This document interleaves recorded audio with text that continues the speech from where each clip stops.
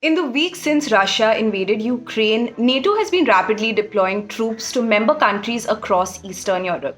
But NATO has also clarified that it has no plans of sending them to Ukraine itself. The conflict could potentially escalate if NATO invokes Article 5, which is an agreement that ensures collective defense. This essentially means that an attack on one NATO ally will be considered an attack on all allies.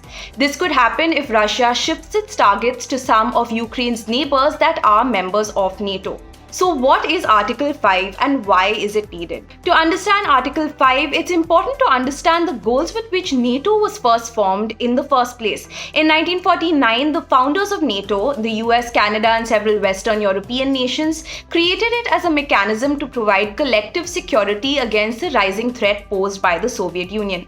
Article 5 was a key part of the 1949 North Atlantic Treaty or the Washington Treaty and was meant to offer a collective defense against a possible invasion of Western Europe.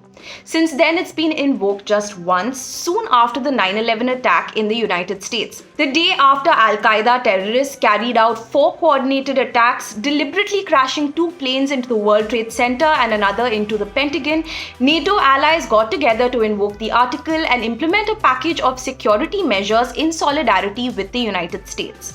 So, why has Article 5 not been invoked this time? Well, the reason is simple.